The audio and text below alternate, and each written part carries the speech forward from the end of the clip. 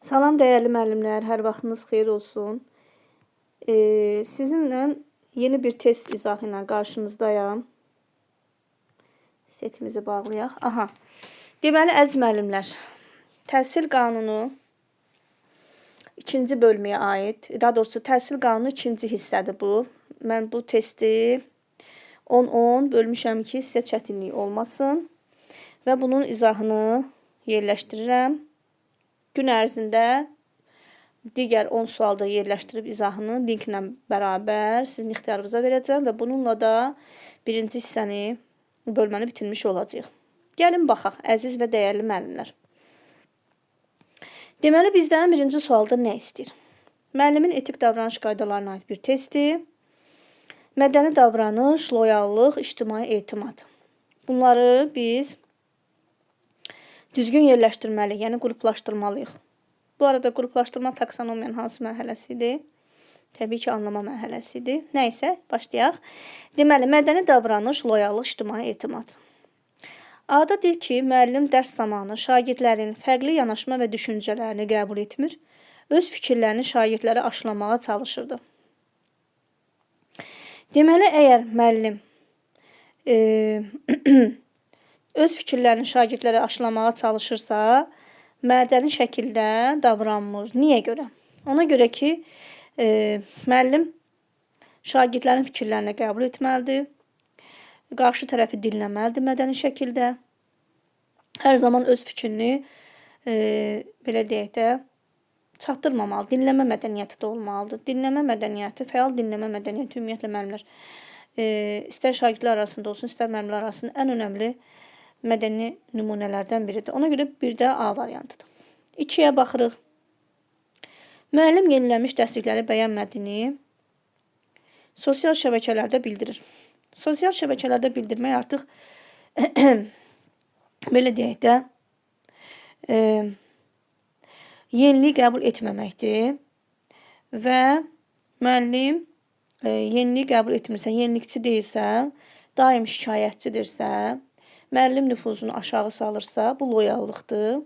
Deməli, 1A, 2B, müəllim peşə nüfuzunu möhkəmləndirməyə borcludur. Bəli, müəllim peşə nüfuzunu möhkəmləndirməyə borcludur.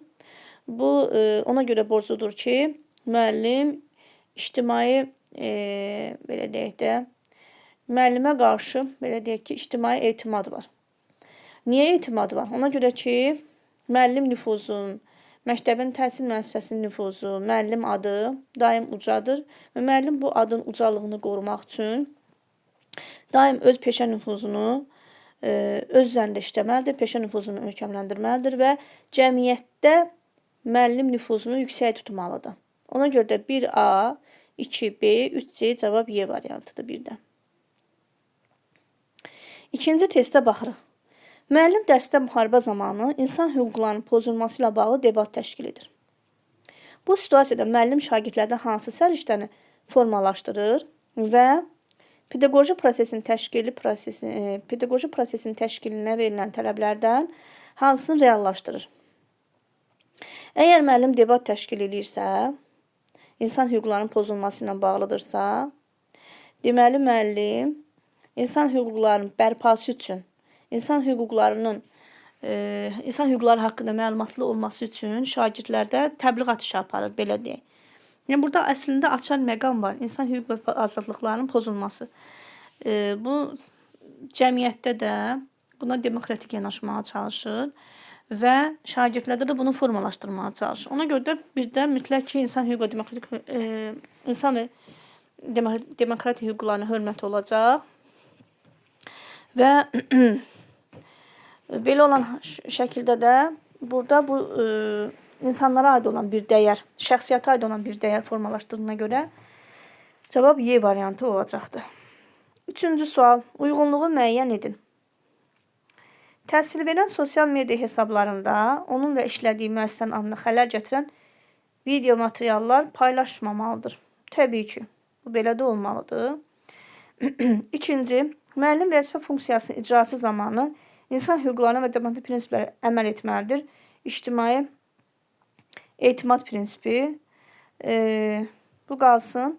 Müəllim peşə fəaliyyəti zamanı müəllim adına və nüfuzuna, eləcə də təhsil müəssisəsinin işgüzar nüfuzuna xələl gətirə biləcək hərəkətlərə yol verməməlidir. Bəli, bu loyallıq prinsipidir. Nə özü haqqında, nə müəllimlik peşəsi haqqında, nə də işlədiyi təhsil müəssisəsi haqqında mənfi fikirlər səsləndirməməli. Bu doğrudan da loyallıqdır. Müəllim təhsil alanlara qarşı xeyirxah, təmkinli olmaqla tənqidi fikirləri qəbul etməlidir. Müəllimlər, bu qərəzsizlik yox, mədəni davranış prinsipidir. Ona görə də burada cavab 1-4 olacaq. Amma niyə 2 olmaz? Müəllim vəzifə funksiyalarının icrası zamanı insan hüquqlarına və demokratik prinsiplərə əməl etməlidir. Bu, demokratik hüquq və azadlıqlara hörmət hissidir. Bu, deməli, ictimai etimad prinsipi olmadığına görə cavab 1-4 olacaq. Yanlış fikri müəyyən edin. Rəhbərliyin qanuni göstərişlərinin müəllimlər tərəfindən yerinə yetirilməməsi intizam məsuliyyətinə səbəb olur. Bəli, bu belədir. Etik davranış qaydalarının pozduğu üçün əmək müqaviləsinə xitam verilmiş müəllim bir daha pedaqoji fəaliyyətinə məşğul ola bilməz. Müəllimlər, bu yanlış bir fikirdir. Biz bilirik ki, təhsil qanunun 42-ci maddəsinə əsasən əmək qabiliyyəti ilə məşğul olma maddəsinə görə etik davranış qaydalarını əgər müəllim pozarsa 1 il müddətində işdən uzaqlaşdırılır, yenidən ictimaiyyətin etimadını qazanır, özü üzərində o mənfilikləri tənzimləyir və yenidən işinə qayıda bilər. Yəni, heç vaxt məşğul ola bilməz fikri səhvdir. Ona görə də burada yanlış fikir B variantıdır. Uyğunluğu müəyyən edin. Məzmun xətti mənimsənilməsi nəzərdə tutulan və əvvəlcədən müəyyənləşdirilmiş təlim nailiyyətlərinin konkret bir hissəsidir. Müəllimlər, bu məzmun xəttinin açıqlaması deyil. Bu, ümumi təlim nəticələrinin açıqlamasıdır ki, biz bilirik ki, təlim nəticələrini əvvəlcədən bilirik və ona uyğun da davranırıq. Bəs məzmun xətti necə olar? Onun tərifi. Məzmun xətti ümumi təlim nəticələrinin içərisindədir. Yəni, bu nə deməkdir? Ümumi təlim nəticələri üzrə olan bacarıqların istiqamətini məzmun xətti təyin edir. Ona görə birinci fikir düzgün deyil. Məzmun standartı şagirdlərin bilik və bacarığına qoyulan dövlət tələbidir. Bəli, bu doğrudan da belədir. Təlim nəticələrini həyata keçirmək üçün müəyyənləşdirilmiş məzmunun zəruri hissəsidir məzmun xətti. Bu düzgündür, amma yanlışın altından düzü seçə bilmirik. 4-ə baxırıq. Məzmun xətti tədris iyerarxiyası olub, sinifdən sinifə keçdikcə dəyişir. Biz bilirik ki, məzmun xətti ana xətti leytimotivdir, heç vaxt dəyişmir. Ona görə də 4-cü fikir səhvdir. Burada cavab olacaq 2-4, cavab B variantı. Deməli, 6-cı suala baxırıq. Uyğunluğu deyir. Uyğunluq olanda necə eləyirik? Bəli, doğrudan da belədir. Doğrudan doğru, yanlışdan yanlış. Müəllim tədbir hazırlayarkən milli geyimlərdən istifadə etməyi şagirdlərə tapşırır. Milli geyimdirsə milli kimliyin dərki olacaq. Milli kimliyin dərkidirsə şəxsiyyət yönümlü olacaq. Çünki şəxsiyyət yönümlüyün açıqlamasında deyir ki, milli bəşəri dəyərlər fonunda uşağı tərbiyə eləmək bir düzdür. Müəllim sinifə yeni gəlmiş şagirdləri nəzərə alaraq buzqıran strategiyasına istifadə edir. Müəllimlər, əgər buzqıran strategiyasına istifadə edirsə, Allah o müəllimin köməyi olsun, düzgün eləyir. Amma bu buzqıran strategiyası dəstəkləyici mühit olar. Çünki psixoloji cəhətdən bir-birini tanımaq üçün insanlar arasında ortaq xüsusiyyətlər tapılır və bir-birini daha yaxından tanımaqla psixoloji gərginlik yaradan qalxa bilər. Bu müstəqil öyrənmə deyil, bu dəstəkləyici mühitin psixoloji dəstək hissəsinə aiddir. Ona görə 2 düzgün deyil. Müəllim şagirdlərə problemin həlli üçün orijinal yollar təklif edən layihə hazırlamaq tapşırır. Orijinal yollardırsa, müəllimlər, qeyri-standart yanaşmadırsa, alternativ yollardırsa, yeni yanaşmadırsa, bu yaradıcılıqdır, doğrudan da belədir. Amma yenə də deyirəm ki, yanlışla doğru fikir seçə bilmirik. Çünki uyğun olmalıdır, yanlışa uyğun olmalıdır. Şərtdə uyğunluq deyir. Ona görə 3-ü də düzgün götürə bilmirik. Deməli, bizim burada bir dənə düzgün cavabımız 1-də var idi. Deməli, cavab 1-4 olacaq, amma hər ehtimal yenə də baxırıq. İmtahanda da belini. Sonuna qədər əmin olun sonra. Müəllim şagirdə esse yazarkən bir neçə mənbədən istifadə etməsini tapşırır. Bir neçə mənbədən istifadə eləməkdirsə, bu müəllimə əməkdaşlıq deyil. Çünki şagird orada özü yazacaq. Kimdən əməkdaşlıq edir ki? Bu burada səhvdir. İkincisi, esse yazarkən bir neçə mənbədən istifadə etmək informasiya savadlılığı ola bilər. Daha sonra müstəqil öyrənmə ola bilər. Özü tək şəkildə eləyir də bunu. Bu əməkdaşlıq nə olsun ki? 1-4 cavab A variantıdır. 7-ci sual. Müəllim qrup işi zamanı qaydalar müəyyənləşdirir. Qrup işində iş bölgüsünü şagirdlərin özləri tərəfindən təşkil edilməsinə şərait yaradır, düz eləyir və heç bir müdaxilə eləmir. Bu zaman müəllim hansı səriştəni formalaşdırır? Əgər belə deyək ki, Onlar arasında əməkdaşlıq formalaşdırar. Çünki qrup işi bölgüsü şagirdlər bir-birindən iş bölgüsü eləyəcəklər, əməkdaşlıq eləyəcəklər. Bir-birindən bu haqda danışacaqlar, ünsiyyət olacaq. Bir də şagird maraqlarına uyğun qaydalar qoyulacaq. Fikir verirsə, deyir ki, müəllim müdaxilə eləmir. Yəni, seçimi şagirdin ixtiyarına buraxır. Şagird maraq və potensialına uyğun qaydalar tərtib elədiyinə görə cavab Y variantı olacaqdır. 8-ci sual. Universitetin yataqxanasına müxtəlif ölkələrdən bir qrup tələbə gəlir. Yeni gələn tələbələrin bayramlara, geyimə və qidaya münasibəti digərlərindən fərqlidir. Normal olaraq ki, başqa ölkədən gəlib də, yəni təbii ki, fərqli olacaqdır. Digər tələbələr də bu fərqləri anlayışla qarşılayırsa, deməli şagirdlərdə mədəni müxtəlifliyə hörmət var, fərqli mədəniyyətlərə hörmət hissi var və nə olacaq? Təbii ki, A variantı olacaq. Bu da rahat bir sual idi. 9-cu sual. Sinifdə şagirdlərdən biri davamlı şəkildə digər iki yoldaş tərəfindən incidilir. Müəllim bu halı müşahidə etdiyinə baxmayaraq heç bir tədbir görmür. Düşünür ki, bu işlə məşğul olmaq vaxt itkisinə səbəb olacaqdır və əsas diqqəti dərsi keçməyə yönəldir. Bu situasiyaya bağlı fikirdən hansı doğrudur? Deməli, müəllim pedaqoji tələblərdən təhsildə bərabər imkanların yaradılması tələbini pozmuşdur. Burada bərabər imkanlıq bir şey yoxdur. Çünki müəllim ümumiyyətlə heç kəsə eyni yanaşmır. Yəni, burada müəllim ümumiyyətlə heç bir iş görmür ki, ayrı seçkilik olsun. Yəni, bu məsələyə aidiyyəti yoxdur. Müəllim təhsil alanların müstəqil həyata və əmək fəaliyyətinə, müstəqil həyata hazırlanmalı. Hardan görürük ki, konflikt baş verir, müəllim də öz işindədir. Bu da düzgün deyil. Müəllim şərəf və ləyaqətə hörmətlə yanaşmaq hüququndan istifadə etmir. Ümumiyyətlə, bu hüquq da deyil. Şərəf və ləyaqət bir halda hüquq olar. Bunu mən sizə dəfələrlə demişəm.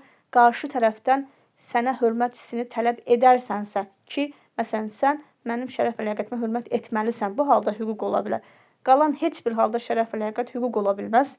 Çünki şərəf və ləyaqət insanın ən dəyərli insanlardan hissdir və onu biz hüquqla əvəz eləyə bilməliyik. Hər kəs bir-birinin şərəf və ləyaqətinə hörmət etməlidir. Ona görə üçü də düzgün götürə bilmirik. Ümumi pedaqoji tələbdən dəstəkləyici mühitin yaradılması. Bəli, dəstəkləyici mühit yaradılmır. Niyə? Müəllim orada nə, belə deyək də, psixoloji deməyək də, təhlükəsizlik baxımından şagirdlərin təhlükəsizliyini təmin etmir. Məsələn, o konflikt böyüyüb böyük bir davaya da çevrilə bilər, əgər müəllim ona fikir verməzsə. Uşaqlar arasında, belə deyək ki, bədən xəsarəti də ola bilər.